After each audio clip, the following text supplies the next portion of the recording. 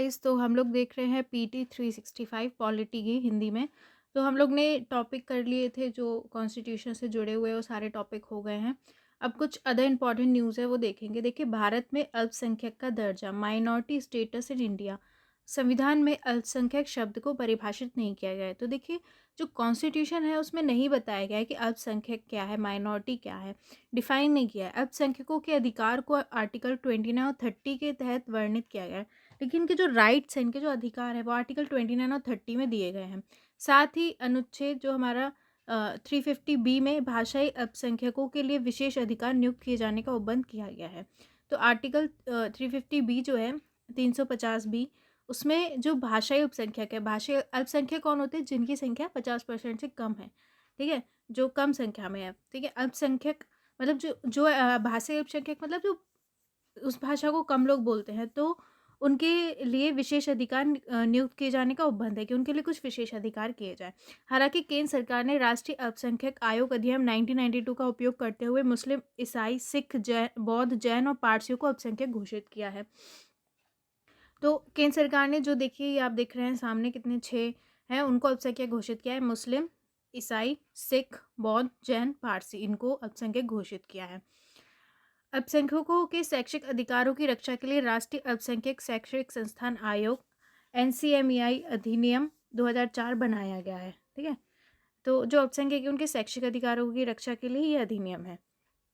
देखिए, भारत में अल्पसंख्यक के दर्जे के संदर्भ में महत्वपूर्ण न्यायिक निर्णय जो रहे, टीएमआई पाई मामला जो था 2002 में, सुप्रीम कोर्ट ने माना कि भाषाई और धार्मिक अल्पसंख्यक निर्धारण राज्य को इकाई मानकर किया जाता है, न कि पूरे देश की जनसंख्या को ध्यान में रखकर। तो इस जो टीएमए पाई मामला था उसमें कहा था सुप्रीम कोर्ट ने, तो कि जो भाषाई भाषाई और धार्मिक अल्पसंख्यक हैं उनका निर्धारण राज्य को इकाई मानकर किया जाता है, ठीक है। मतलब कि हर राज्य में अलग देखेंगे कि इनकी संख्या क्या है, ना कि पूरे देश की जनसंख्या को ध्यान में रखकर, पूरे देश की जनसंख्या को ध्यान में रखकर नहीं। केवल शिक्षा विधेयक जो था 1958 में, सुप्रीम कोर्ट ने इस स्तर को खारिज कर दिया कि अल्पसंख्यकों की पहचान ब्लॉक या जिला स्तर पर की जानी चाहिए। तो उन्होंने ये नहीं कहा, उन्होंने मतलब सुप्रीम कोर्ट ने इसमें ये मना कर दिया था कि जो अल्पसंख्यक है उनकी पहचान ब्लॉक या जिला स्तर पर की जानी चाहिए। मतलब उन्हें अ, उनकी संख्या कैसे नापेंगे? पूरे देश में उनकी कितनी संख्या है, कि राज्य में उनकी कितनी है, या जिले या ब्लॉक में कितनी है, ये वाली बात है। तो सुप्रीम कोर्ट ने है कि राज्य को इकाई माना जाएगा यहाँ पर, ठीक है। बात समझ में आई? तो जो माइनॉरिटी है उसकी डेफिनेशन नहीं दी गई है, आर्टिकल 29-30 में है। अल्पसंख्यकों के अधिकार, भाषाई अल्पसंख्यकों का है 350 बी में, ठीक है। उनके विशेष अधिकार नियुक्त किए जाने का उपबंध है उनके लिए, ठीक है। और जो 6 होते हैं उनको अल्पसंख्यक माना जाता है, मुस्लिम, ईसाई, सिख, बौद्ध, जैन, पारसी को, ठीक है। तो ये चीज़ें आपको ध्यान रखनी है। अब सरना धर्म के लिए मांग, ये एक है। झारखंड, उड़ीसा और असम सहित 5 राज्यों के विभिन्न जनजातीय समुदाय ने केंद्र सरकार से मांग की है कि सरकार उनके धर्म को सरना के रूप में मान्यता दे। देखिए, जो झारखंड, उड़ीसा और असम सहित 5 राज्यों की जो अलग अलग जनजातियां हैं, ट्राइब्स हैं, समुदाय ने केंद्र सरकार से मांग की है कि सरकार उनके धर्म को सरना के रूप में मानता है। उनका जो धर्म है वो सरना कहलाए, ठीक है। विभिन्न भारतीय राज्यों में रहने वाली जनजातियां सरना धर्म का पालन करती हैं, तो वो लोग सरना धर्म मानती हैं। ये प्रकृति पूजा की अवधारणा पर आधारित धर्म है। तो ये क्या है? प्रकृति पूजा की, मतलब प्रकृति की पूजा करते हैं, जैसे मान लीजिए सन की, मून की, ठीक है, पेड़ की, इस तरीके से। तो सरना क्या है? जनजातियों का धर्म है। वो उनकी मांग है कि उनके धर्म को सरना के रूप में मान्यता हो। तो कभी ये जैसे वर्ड आ जाए तो आप ध्यान रखिए क्या है। आर्टिकल 370 और 35A का हटाना, आर्टिकल 370, ठीक है, और आर्टिकल 35A, इसको हटाना, ठीक है। 5 अगस्त 2022 को आर्टिकल 370 और 35A को निरस्त किए जाने के 3 वर्ष पूरे हो गए। 3 वर्ष पहले ये दोनों निरस्त कर दिए गए थे। अनुच्छेद 370 के तहत जम्मू कश्मीर को विशेष दर्जा दिया गया था और आर्टिकल 35A के तहत जम्मू कश्मीर को अधिवास डोमिसाइल नियमों को परिभाषित करने का अधिकार दिया गया था। तो देखिए, 360 में क्या था? जम्मू कश्मीर को एक विशेष दर्जा था जो हटा दिया गया, और 35A में क्या था कि जो उनके रहने के नियम थे, अधिवास नियम थे, उसको डिफाइन करने का अधिकार दिया गया था, तो उनको हटा दिया गया। अगस्त 2019 में भारत के राष्ट्रपति ने संविधान और जम्मू कश्मीर पर लागू आदेश 2019 जारी किया था। इसमें उपबंध किया गया कि भारतीय संविधान के प्रावधान जम्मू कश्मीर में लागू होंगे। तो देखिए, अगस्त 2019 में क्या था? जो भारत के राष्ट्रपति थे, ठीक है, उन्होंने संविधान, जम्मू और कश्मीर पर लागू आदेश 2019 जारी किया था, एक आदेश जारी किया था। इसमें कहा गया था, उपबंध था कि भारतीय संविधान के जो प्रावधान है वो जम्मू कश्मीर पर लागू होंगे। पहले उनके अपने प्रावधान थे। तो अनुच्छेद 370 को समाप्त करने के प्रमुख प्रभाव क्या हुए? जम्मू और कश्मीर में भारतीय संविधान पूर्णतः लागू होना। अब जो भारतीय संविधान है वो ही वहीं लागू होगा। रणवीर दंड संहिता, जम्मू कश्मीर के लिए अलग दंड संहिता के स्थान पर आईपीसी का लागू होना। पहले वहाँ पे थी रणवीर दंड संहिता, ठीक है, अब वहाँ पर आईपीसी लागू होगी। जम्मू कश्मीर का कोई अलग ध्वज नहीं होगा, उनका कोई अलग फ्लैग नहीं होगा। इसका तात्पर्य यह था कि जम्मू और कश्मीर के लिए एक अलग संविधान का आधार बनने वाले सभी प्रावधान निरस्त किए जाएं। इसके साथ ही 35 से अपने आप समाप्त हो गया। तो मतलब जितने भी जम्मू कश्मीर के लिए अलग प्रावधान थे, ठीक है, वो खत्म हो गए। आर्टिकल 35A के तहत जम्मू कश्मीर विधायिका को राज्य के स्थायी निवासी निर्धारण करने और उन्हें रोजगार, संपत्ति, अधिग्रहण, शिक्षा आदि में विशेषाधिकार देने के लिए पूर्ण विवेकाधीन शक्तियां प्रदान की गई। देखिए, जो आर्टिकल 35 है उसके तहत जम्मू कश्मीर जो विधायिका थी उसको राज्य के जो भी स्थायी निवासी निर्धारित करने, कौन स्थायी निवासी होंगे, और उन्हें रोजगार, संपत्ति, अधिकार, शिक्षा आदि के विशेषाधिकार देने के लिए पूर्ण विवेकाधीन शक्ति प्रदान की गई। वही बताएगा कि कौन यहाँ का स्थायी निवासी होगा, उन्हें क्या विशेषाधिकार होंगे। जैसे कोई बाहर का व्यक्ति यहाँ पर प्रॉपर्टी नहीं खरीद सकता, ये सब था। संसद के जम्मू कश्मीर पुनर्गठन अधिनियम 2019 पारित किया गया था। इसमें जम्मू कश्मीर को 2 केंद्र शासित प्रदेशों यूटीज में पुनर्गठित करने का प्रावधान किया गया था। तो संसद में क्या है, जम्मू कश्मीर पुनर्गठन अधिनियम लाया गया। इसमें जो जम्मू कश्मीर है उसको 2 यूटी में बांटा गया, जम्मू कश्मीर विधानसभा के साथ, लद्दाख विधानसभा के बिना। तो ये न्यूज़ तो शायद आपको पता ही होगा, है ना, बहुत पुरानी हो गई है। तो क्या आर्टिकल 360 और 35A को हटा दिया गया, ठीक है। अब वहाँ पे इनको फिर 2 यूटीज़ में बांट दिया गया, जम्मू कश्मीर विधानसभा के साथ और लद्दाख विधानसभा के बिना। अब आर्टिकल 142 अच्छे से याद कर लीजिए। संविधान के आर्टिकल 142 के तहत अपनी शक्तियों का प्रयोग करते हुए सुप्रीम कोर्ट ने राजीव गांधी हत्याकांड के शेष 6 दोषियों को रिहा कर दिया, ठीक है। तो आर्टिकल जो 142 है, 142, उसके तहत क्या है, जो सुप्रीम कोर्ट ने उसकी अपनी शक्तियों का यूज़ किया और क्या है, राजीव गांधी हत्याकांड के जो 6 दोषी थे उनको रिहा कर दिया। ये क्या है, आर्टिकल 142 सुप्रीम कोर्ट की डिक्री आदेशों का प्रवर्तन के बारे में, ठीक है। तो 142 रिलेटेड है कि जो सुप्रीम कोर्ट है वो कोई भी डिक्री या आदेश दे सकता है। सुप्रीम कोर्ट अपने अधिकार क्षेत्र का उपयोग करते हुए ऐसी डिक्री पारित कर सकता है, ऐसा आदेश दे सकता है जो उसके समक्ष लंबित किसी मामले में पूर्ण न्याय प्रदान करने के लिए आवश्यक हो, ठीक है। अगर उसे लग रहा है कि कंप्लीट जस्टिस नहीं हुई है किसी केस में, ठीक है, पूर्ण न्याय नहीं हुआ है, तो वो कोई आदेश या डिक्री ऐसी जारी कर सकता है, फिर उसे मानना पड़ेगा, ठीक है। सुप्रीम कोर्ट अपने अधिकार क्षेत्र का उपयोग करते हुए ऐसी डिक्री पारित कर सकता है, ऐसा आदेश दे सकता है जो उसके समक्ष लंबित किसी मामले में पूर्ण न्याय करने के लिए आवश्यक हो। इस प्रकार पारित कोई डिक्री या इस प्रकार दिया गया आदेश भारत के समस्त राज्य क्षेत्र में संसद द्वारा बनाए गए कानून के अधीन प्रवर्तनीय होगा। तो ऐसा कानून जो है वो सब जगह लागू होगा, ठीक है। भारत के समस्त राज्य क्षेत्र में संसद द्वारा बनाए गए कानून के अधीन प्रवर्तनीय होगा। तो 142 याद रखिए कि सुप्रीम कोर्ट को अगर ऐसा लग रहा है कि कहीं किसी मामले में पूर्ण न्याय नहीं हुआ है तो वो क्या कर सकता है, डिक्री आदेश जारी कर सकता है। अब देखिए, संविधान का अनुच्छेद 145 का क्लॉज 5, आर्टिकल 145, सॉरी एक ही चीज़ है, ठीक है, 145 का क्लॉज 5 याद रखिए। हर 145 का क्लॉज 5, ठीक है। हाल ही में सुप्रीम कोर्ट की एक संविधान पीठ ने कहा कि न्यायाधीशों की अधिक संख्या वाली पीठ द्वारा बहुमत से लिया गया निर्णय हमेशा न्यायाधीश की कम संख्या वाली पीठ के निर्णय पर प्रभावी होगा, ठीक है। तो सुप्रीम कोर्ट जो है उसकी एक संविधान पीठ ने कहा कि न्यायाधीशों की जो अधिक संख्या वाली पीठ, मतलब उनके नंबर ज़्यादा हैं, उनने जो बहुमत से निर्णय लिया है वो हमेशा न्यायाधीशों की जो कम संख्या वाली पीठ है उसके निर्णय पर प्रभावी होगा। भले ही कम संख्या वाली पीठ ने अधिक न्यायाधीश के बहुमत द्वारा आपसी सहमति से निर्णय लिया हो, भले ही जो कम संख्या वाली पीठ है उनने जो उनके जितने भी न्यायाधीश थे उनके बहुमत से या आपसी सहमति से निर्णय लिया हो, तब भी जो ज़्यादा संख्या वाली उनकी पीठ थी उनका निर्णय हमेशा प्रभावी होगा।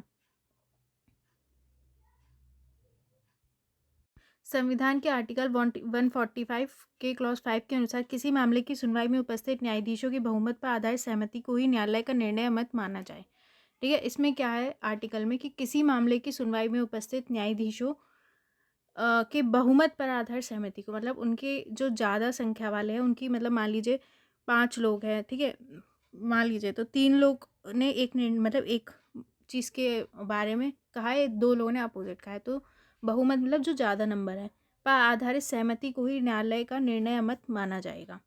आर्टिकल 145 के क्लॉज 5 में कहा गया कि सुप्रीम कोर्ट में किसी मामले का निर्णय सुनवाई में उपस्थित न्यायाधीशों की बहुमत आधारित सहमति से लिया जाएगा। हालांकि इस खंड की कोई बात किसी भी असहमत न्यायाधीश को अपना असहमतिपूर्ण निर्णय देने से नहीं रोक सकती। तो इसमें कहा गया है आर्टिकल में कि सुप्रीम कोर्ट का कोई भी मामला है उसका निर्णय, ठीक है, सुनवाई में जितने भी न्यायाधीश हैं उनके बहुमत आधारित सहमति से लिया जाएगा कि ज़्यादातर संख्या में मतलब बहुमत में उन्होंने क्या निर्णय लिया है। हालांकि मतलब ऐसा नहीं है कि कोई अपनी जो जज है वो अपनी असहमति नहीं दिखा सकता, वो दिखा सकता है।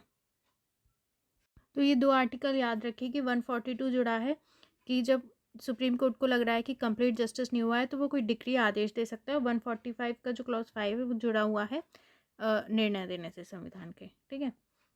अब ये हमारे टॉपिक पूरे हो गए। अब दूसरा हम देखेंगे कि संसद, राज्य विधानमंडल या स्थानीय सरकार की कार्यप्रणाली, ठीक है।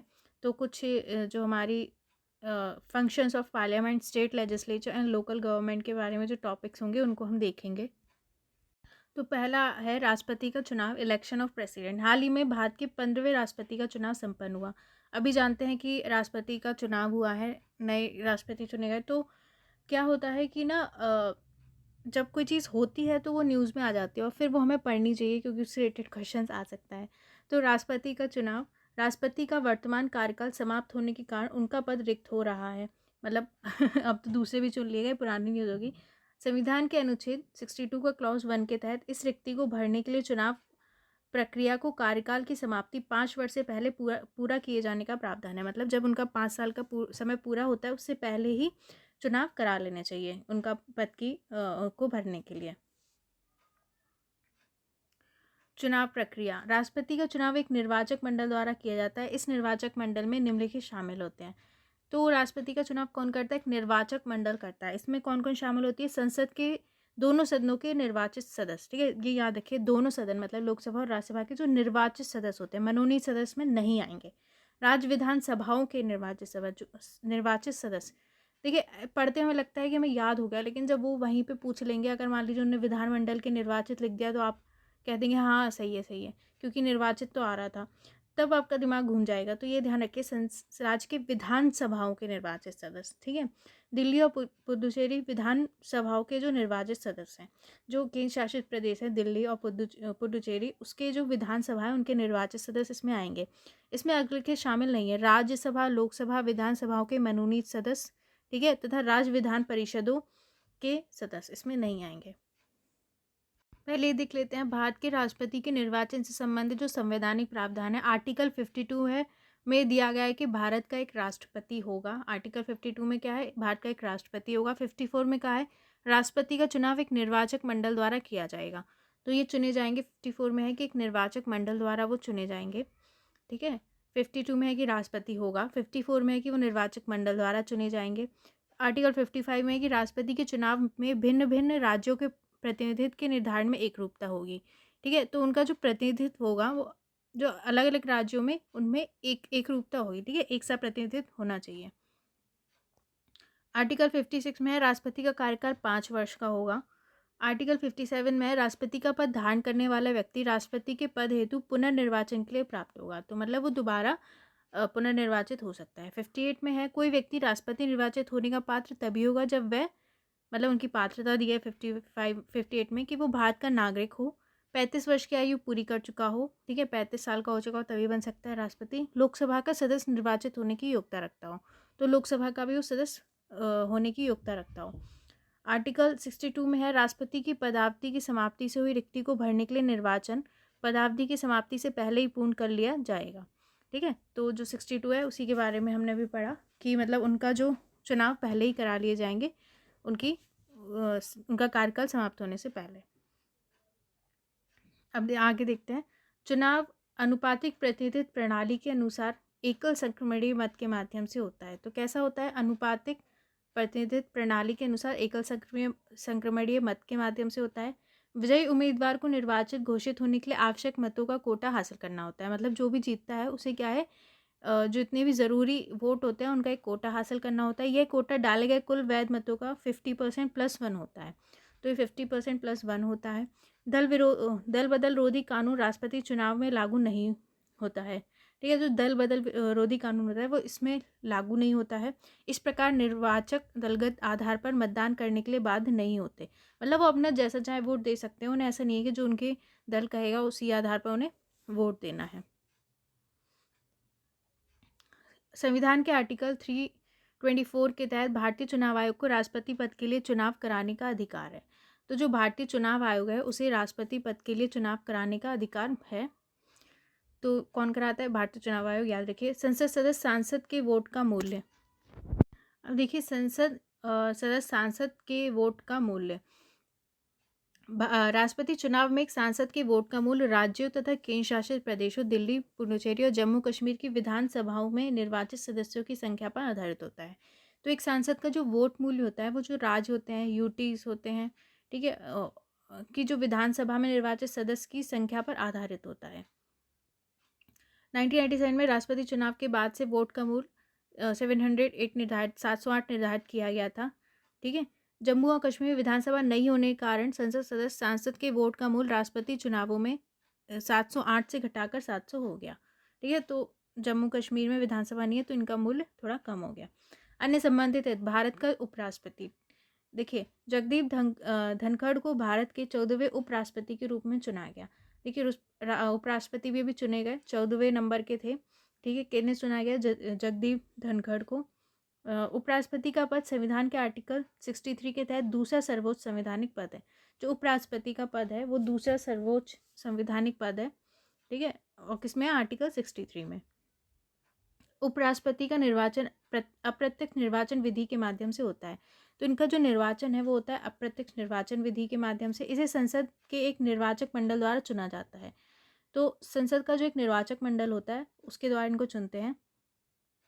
इस निर्वाचन मंडल में संसद के दोनों सदनों के सदस्य शामिल होते हैं। तो जो लोकसभा राज्यसभा है दोनों सदनों के सदस्य शामिल होते हैं। एकल संक्रमणीय मत के माध्यम से अनुपातिक प्रतिनिधित्व प्रणाली के अनुसार इनका चुनाव होता है। ऐसे चुनाव में गुप्त मतदान किया जाता है, ठीक है। इनमें गुप्त मतदान होता है, याद रखिए। वह राज्यसभा के पदेन सभापति के रूप में कार्य करता है। तो जो राज्यसभा है उसके वो आपको पता ही होगा कि पदेन सभापति के रूप में कार्य करता है। राज्यसभा के सभापति को प्रक्रिया और कार्य संचालन के नियमों के तहत किसी भी सदस्य को जिसका आचरण उसकी राय में घोर अव्यवस्थित और नियम विरुद्ध है तुरंत सदन से बाहर जाने का निर्देश देने का अधिकार है। तो ये क्या करता है? राज्यसभा का सभापति के रूप में कार्य करता है। तो मतलब प्रक्रिया और कार्य संचालन नियमों के तहत अगर उसे लगता है कि कोई सदस्य जिसका आचरण सही नहीं है, ठीक है, अव्यवस्थित है, नियम विरुद्ध है, तो वो उसे कह सकता है कि बाहर जाइए, ठीक है। अब इसमें से रिलेटेड आर्टिकल देखते हैं। 63 में भारत का एक उपराष्ट्रपति होगा। 64 में उपराष्ट्रपति राज्यसभा का पदेन सभापति होगा। 66 में है कि उपराष्ट्रपति का चुनाव संसद के दोनों सदनों के सदस्यों से मिलकर बने निर्वाचक मंडल के सदस्यों द्वारा अप्रत्यक्ष रूप से किया जाएगा।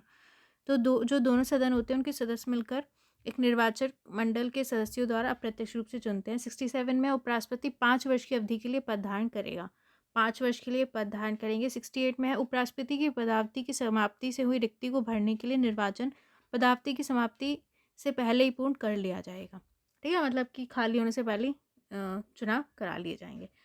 बाकी का टॉपिक हम आगे नेक्स्ट वीडियो में देखते हैं। Thank you.